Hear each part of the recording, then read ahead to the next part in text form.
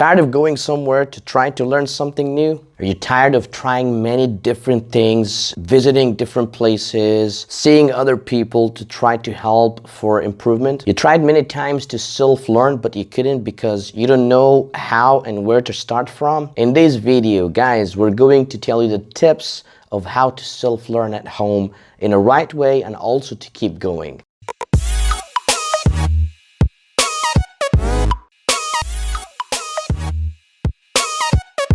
Self-learning does take time and can be very difficult at first. But like any endeavor, by time, it becomes so much easier. Here are some tips to learn how to self-study at home in a successful way. Number one, you need to set realistic goals. It means that you have to know what kind of plans you're going to set according to your life needs, lifestyle, and also the other life commitments.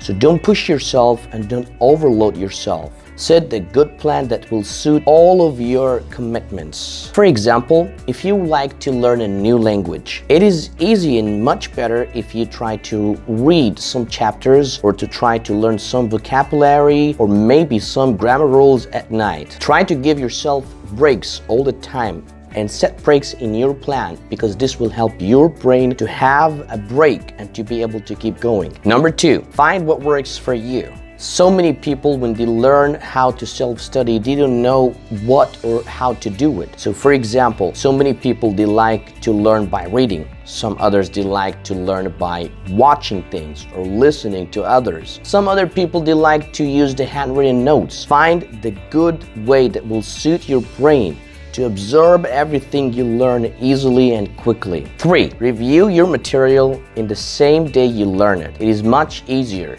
to practice the thing you learned for the first time in the same day. This may sound a little bit tedious, but it's much better for your brain as reviewing will help with the long-term absorption of the material, and that will decrease the need of the cramming in the future. 4. Study in short, frequent sessions. And instead of treating your study session like a marathon, break up your material by topic into a series of short sessions separated by short breaks. This way, you won't have to stare at your books or your computer for a very long time while wearing your focus on. And this way, your brain will absorb the material more easily. Studying short and frequent sessions will be a very effective way to learn subject matter and self-study. 5. Prepare and maintain your study environment. You have to set a good space for your self-study. And this space should be designed the way you like, as it should be your comfort zone. So once you enter this zone of yours, you'll be mentally prepared to start learning. 6. Find your best time. For example, some people work better in the morning and some others, they work much better at night. Find the good time that will suit you to study. If you like to study at night, don't study much later than your usual bedtime, as this is going to be very tiring for you and mentally you'll be tired. So maybe you won't be able to keep going in the next day. 7. Don't forget to take breaks. Taking breaks is very important for your health, your brain, and also for your plan. 8. It is okay to reach out or ask for help. Once you found something that doesn't make sense for you, it is possible and very okay to ask your teacher, your fellow students, to gather some info about the whole thing. 9. Stay motivated. It is so important when you self-study to keep in mind the reasons for doing all this hard work. Maybe a course or maybe a career that you're working towards. It is important to put something in your working space or studying space that will remind you with these goals all the time.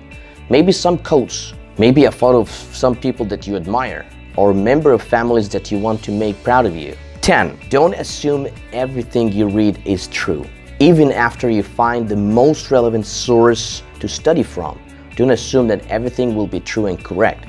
Some of the materials you're going to read and study from may be in contradiction of what you already know.